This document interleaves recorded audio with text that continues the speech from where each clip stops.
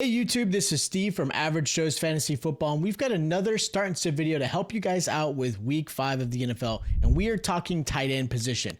Obviously, this is a position that is very hard to kind of figure out every single week, and it doesn't help when you have bye weeks included and of course injuries. So hopefully this video helps you guys out for this week.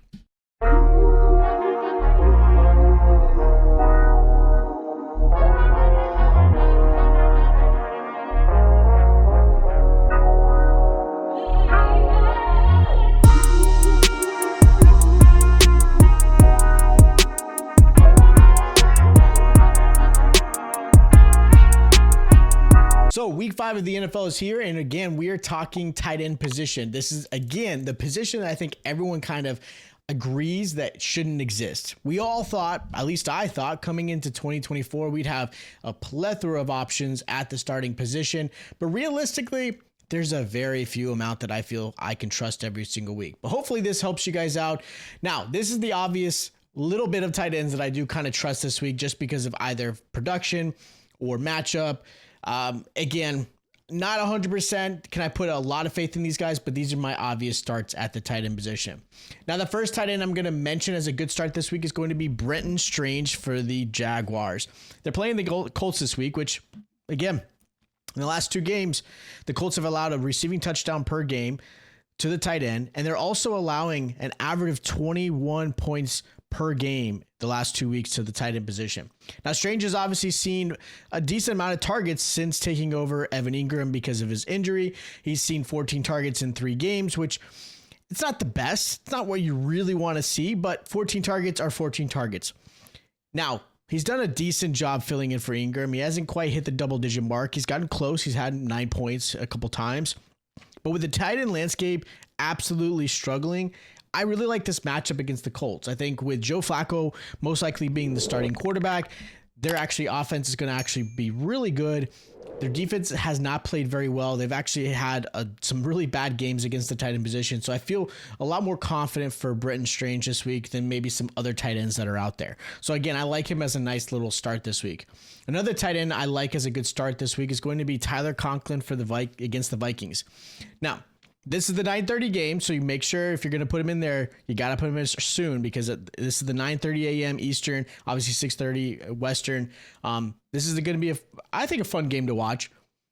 The Vikings are allowing 10 points per game to the tight end. They're also allowing 8 targets a game to the tight end. So Conklin's a nice little sleeper tight end that I feel really good about because of his matchup. The Vikings will look to put pressure on the Jets, which is going to, I think, force the Jets to pass pretty often.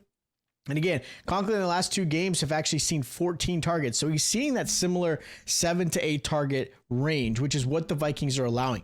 So if he can get 7 to 8 targets and convert 4 to 5 of those and get 40, 50 yards, maybe even more, and maybe a touchdown, I think Conklin has a really good matchup this week. So I feel really good about him. And the last tight end I'm going to mention as a good start this week is going to be Tucker Kraft for the Green Bay Packers. Going against the Rams this week. Kraft had an amazing week 4 game where he put up 17 points. He had a touchdown in that one. He had a really solid matchup this week against the Rams. Rams are allowing 10 points a game, but they've also, I will say, have only held tight ends to 1 receiving touchdown. So that is kind of a bummer. You're hoping that obviously Kraft has some success. Now, I like this matchup because realistically, again, 10 points is a good kind of base, what you want out of your tight end.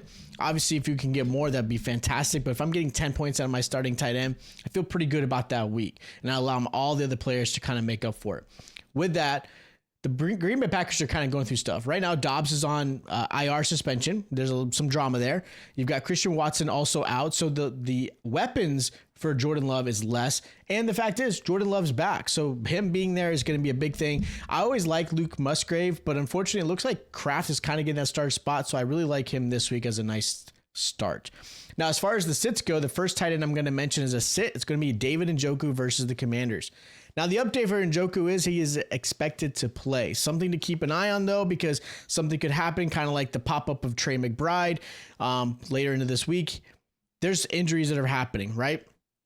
If he does play, though, I wouldn't be excited to start him this week. Sure, the Commanders have struggled against the pass, but they've actually done a really good job against the tight end position, holding them to only 21 receiving yards a game, and they have not allowed a touchdown as well to the tight end. So, matchup, a little bit tougher. So, if Njoku plays, I'd still, even though he's a good tight end, I don't think I would put him in my lineup unless you're really left with just him. Another tight end I don't trust this week is going to be Pat Freiermuth versus the Cowboys. I know Dallas is obviously dealing with some issues. They've got Micah Parsons out, DeMarcus Lawrence out. They've got some defensive struggles right now, but they've actually been really good against the tight end. And even with the injury concerns, I still think they're going to be pretty good because their linebackers are really good. Overshown, Kendricks, like those two are obviously been outstanding for Dallas. And I just don't trust Muth because of that matchup.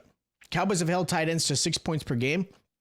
And like the Commanders, they have not allowed a touchdown to the tight end position. So there's a good chance they keep that kind of going, keeping, Muth to probably 6 to 8 points, maybe. I don't know if I could trust him this week. And the last tight end I don't really feel I'm going to put in my lineup is Mark Andrews versus the Bengals. I think we're at that point where I think everyone's probably feeling the same way. They're just not putting him in the lineup unless they're absolutely desperate, or Andrews is on waivers at this point already.